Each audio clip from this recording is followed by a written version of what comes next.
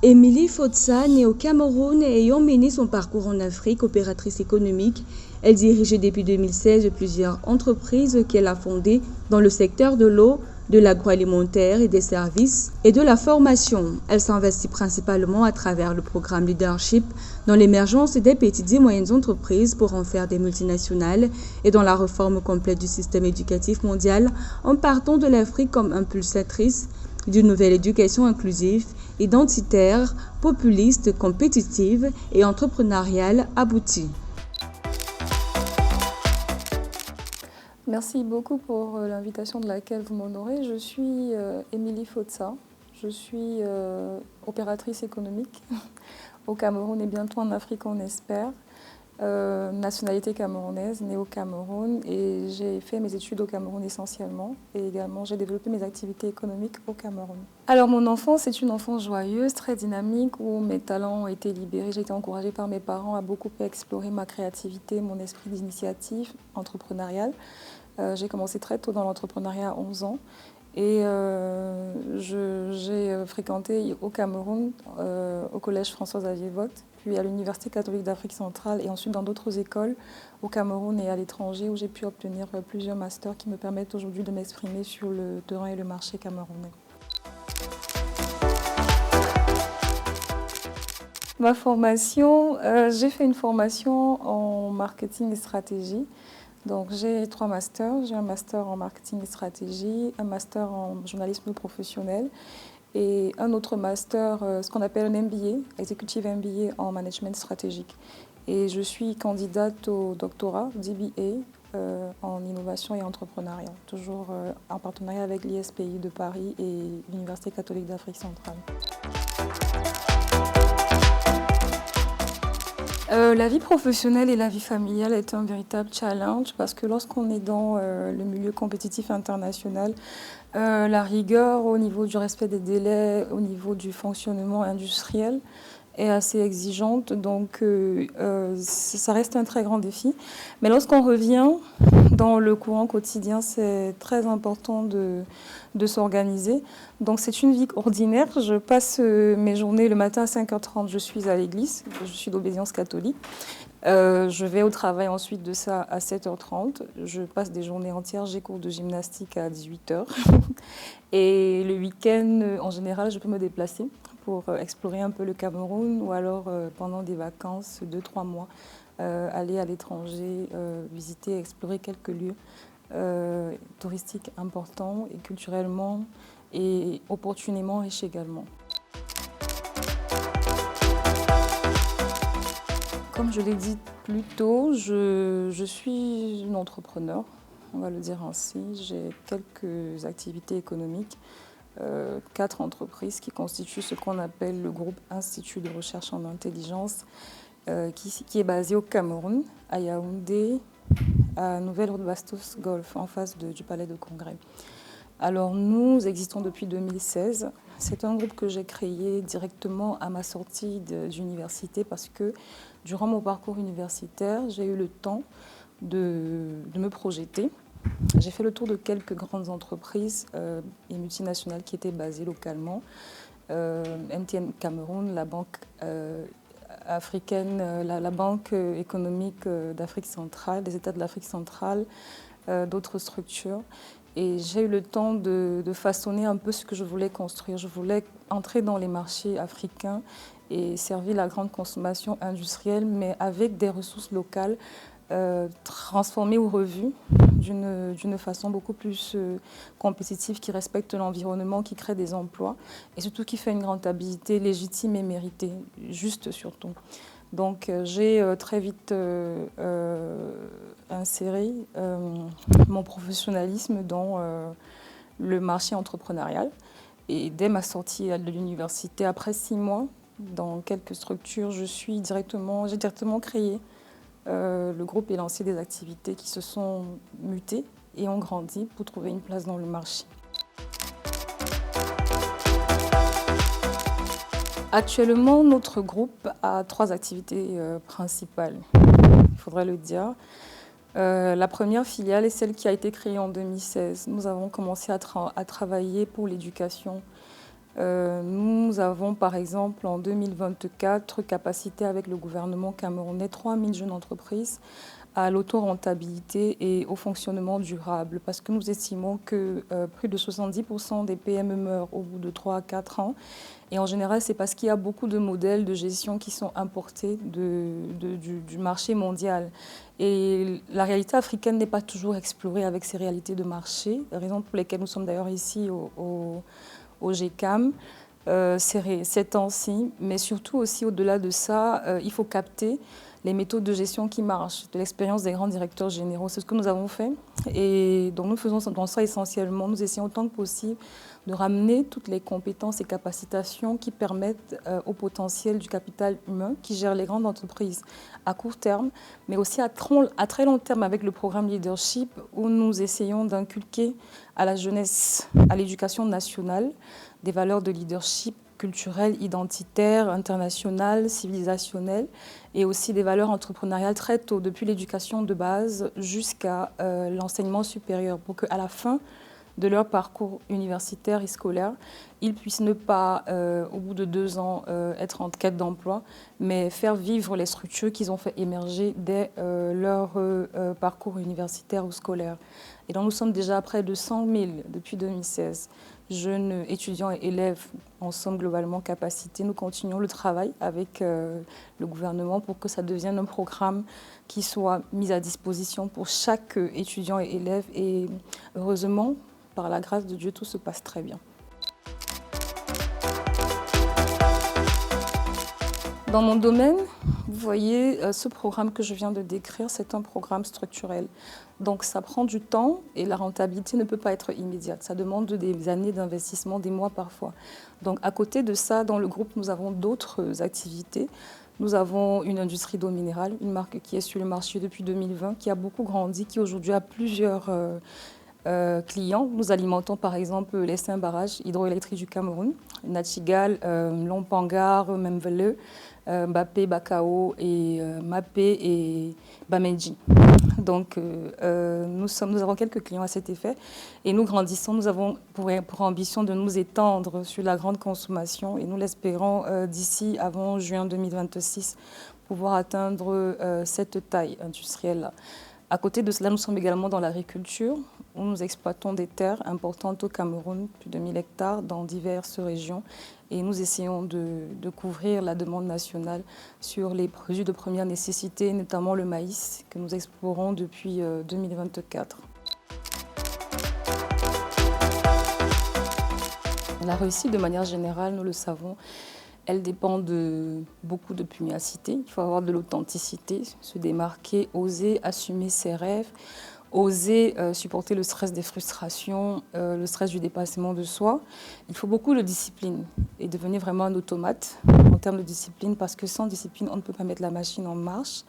Au-delà de la discipline, c'est beaucoup d'organisation également et de planification et aussi beaucoup d'agilité, de capacité à gérer les imprévus, avoir beaucoup de créativité, savoir trouver des solutions spontanées à toutes les difficultés qu'on rencontre. Il faut vraiment être un solution thinker.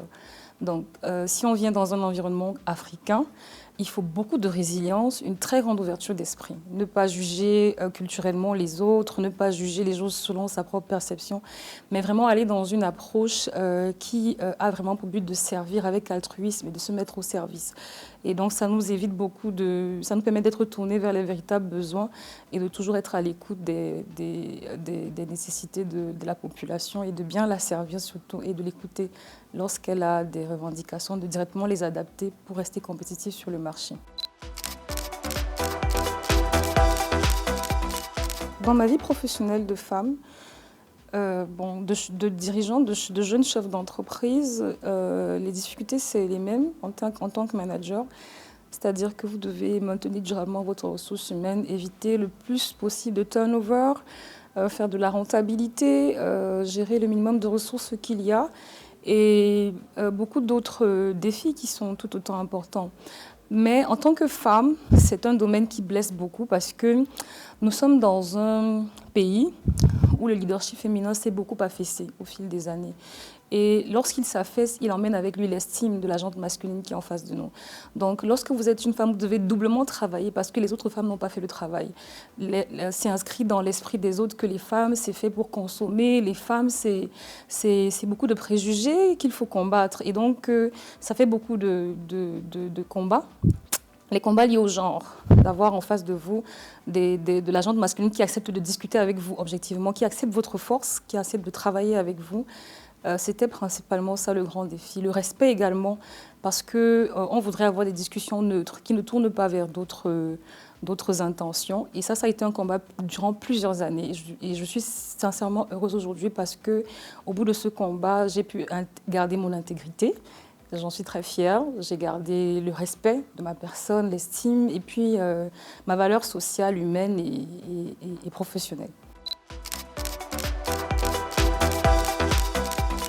En Afrique surtout, parce qu'en Occident, il y a cette question d'identité de genre qui est en train de se restructurer heureusement. Et parfois, on peut se demander quelles sont les valeurs que doivent incarner une femme ou un homme. Alors, je pense qu'en Afrique, une femme, c'est un vecteur d'apaisement, déjà. La femme également a une dynamique plus portée que l'homme, parce que l'homme est enclin à beaucoup de réalités sociales qui l'obligent à avoir un ego et à stabiliser, à rester ferme sur des positions qui protègent et qui approvisionnent. La femme, elle est beaucoup plus dans la recherche de l'expansion. Elle va facilement créer des synergies. Elle va avoir une finesse dans le détail qui va aider à gérer des ressources enfin, trouver des solutions très ingénieuses. Donc la femme est dotée d'une ingéniosité en général que la société matriarcale africaine lui impose. Elle est également dotée d'un devoir d'éducation. C'est elle qui transmet l'information la plupart du temps. Donc si elle est dans la posture négative de porter la mauvaise information ou alors de saccager, on n'évolue pas. Mais si elle est dans la posture positive de créer des synergies, d'impulser de très fortes valeurs et surtout aussi de jouer un rôle d'éducation qui ne juge pas mais qui respecte et qui est bienveillant, alors forcément on évolue.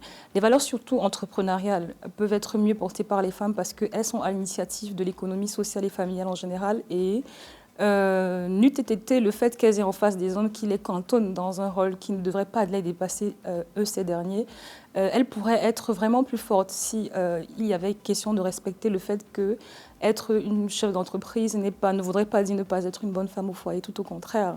Donc, les femmes aujourd'hui doivent pouvoir se projeter aussi surtout comme étant des capitaines d'industrie qui peuvent inverser la tendance et permettre que l'économie rebondisse dans plusieurs pays africains en essayant surtout une souveraineté liée aux valeurs matriarcales africaines qu'elles peuvent préserver et promouvoir dans leur attitude de dirigeante d'entreprise. De l'information et des organisations de l'Université de Douala, Cameroun. Le leadership féminin, c'est important parce que ça permet de donner une direction justifiée au monde. La femme est très vertueuse de nature lorsqu'elle écoute la société. Ce n'est pas le comme l'homme est ouvrier de nature lorsqu'il écoute la société, mais la femme est vertueuse. Donc elle porte la vie, elle porte le futur, elle porte les perspectives. Le leadership féminin est important pour asseoir la légitimité de l'identité africaine dans le monde. C'est très important. Natural Care, fondatrice qui produit des produits cosmétiques naturels. Alors, en tant que femme leader, je défends principalement le droit à une éducation de qualité. C'est un combat que je mène depuis 2014. Je pense qu'il n'est pas juste d'avoir des personnes qui sont riches en talent et qui sont claustrophobées dans des métiers qui ne leur conviennent pas. C'est-à-dire que vous avez des talents immenses, des capacités immenses à créer de l'emploi, à créer des marchés, à créer de la valeur ajoutée, mais vous allez rester dans un poste qui est lié à votre héritage parental ou alors à la complaisance sociale. Il faut encadrer les talents pour en faire de grandes industries. Et je pense également qu'un jeune qui n'a pas de travail alors qu'il a été très doué à l'école, c'est une tragédie de la vie. Je pense aussi que ceux qui n'en sont pas doués à l'école, c'est une tragédie qu'ils ne puissent pas trouver leur place dans la société. Donc je me bats autant que possible en tant que femme pour que chaque talent, chaque énergie, chaque rêve que possèdent les jeunes en eux puissent émerger en grandes entreprises, stables, rentables et créant de l'emploi. Je me bats également pour que toutes les entreprises créées chaque année puissent contribuer au moins à 10% du PIB de l'économie camerounaise et bientôt des autres États africains dans lesquels nous nous déploierons. Alors, pour développer le leadership féminin, il faut pousser les femmes à être très solidaires, à ne pas se comparer les unes aux autres avec concurrence. La concurrence rigoureuse et stricte, ce sont des valeurs que nous prenons de l'industrie mondiale qui aujourd'hui a montré ses limites. Donc il faut beaucoup de synergie, il faut créer autant que possible des associations et des mouvements de femmes dans lesquels ces dernières peuvent s'exprimer, trouver des écoutes et des oreilles bienveillantes, des coachings, des encadrements. Il faut intensifier le coaching, aller dans toutes les zones dans lesquelles on peut trouver des femmes capables de pouvoir tenir, que ce soit dans les églises, dans les lieux, dans les mosquées, dans les lieux culturels, que ce soit aussi, au-delà de ça, dans les lieux professionnels, dans les marchés populaires urbains, dans les réunions, les cotisations, les tontines. Il faut autant que possible populariser la question de la solidarité féminine pour faire front à la culture de l'individualisme qui vient en force, qui finalement impacte les enfants parce qu'ils sont beaucoup plus projetés sur le digital aujourd'hui et n'ont pas forcément reçu ces valeurs traditionnelles-là. Il faudra autant que possible se rapprocher de sa culture, même si on n'est pas forcément proche de la cellule familiale grande, rapprocher autant que possible toutes les personnes qui nous entourent de leur racine culturelle, parce que là-dedans, on peut tirer des essences fortes pour pouvoir exister de manière identitaire. Nous ne sommes qu'identité de toutes les façons. Donc c'est essentiellement ça, créer des synergies entre les femmes, éviter la concurrence, mais beaucoup plus l'accompagnement bienveillant, l'admiration, l'appréciation, la valorisation des talents, et puis le soutien économique et financier, l'autonomisation surtout des femmes. Alors, des leaders qui m'inspirent. Je vais dire aujourd'hui que à l'époque, nous allions chercher très loin.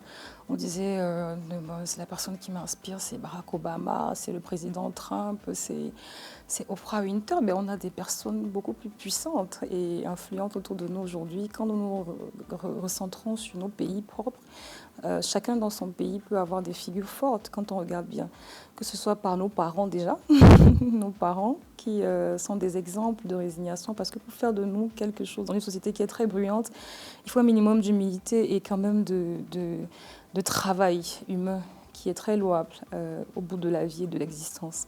Au-delà des parents, nous avons des figures fortes ici. Je parlerai du GECAM déjà, du groupement économique du groupement des entreprises du Cameroun, où j'ai eu des figures instantanées. À chaque fois qu'il y a un événement, il faut être en mesure d'admirer tous ceux qui ont réussi à permettre qu'ils prennent pied, qu'ils soient aussi excellents.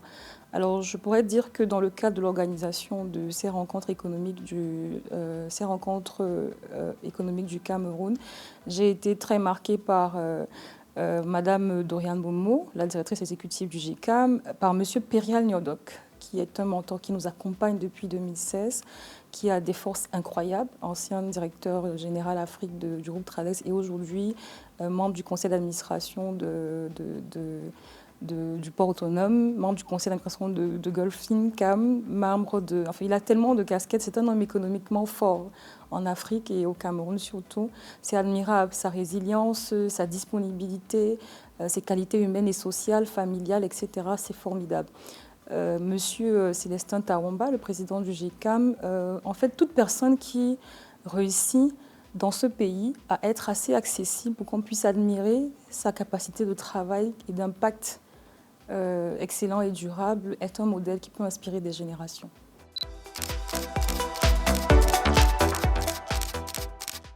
Alors, aux jeunes femmes leaders, je dirais à celles qui ont créé des entreprises de continuer, de persévérer, de ne pas abandonner, parce que la vie ne sera jamais un long fleuve tranquille, mais au bout de chaque étape, il y a une très grande étape qui arrive. Je leur demanderai de persévérer si elles ont eu un génie en elles, parce que nous avons besoin d'elles. En général, elles impactent des générations, mais elles ne savent pas à cause des différentes frustrations qu'elles peuvent avoir vécues. Donc il faut les encourager, les soutenir, leur dire merci Merci beaucoup pour cette implication à travers toute l'Afrique des femmes qui se lèvent pour l'économie, pour l'identité africaine mondiale, pour l'entrepreneuriat et pour l'employabilité. Mais aussi à toutes celles qui sont plus jeunes, n'hésitez pas à être à l'écoute des bons messages, à être très attentive et vigilante et à savoir où est-ce que est véritablement le résultat et où est juste l'apparence éphémère.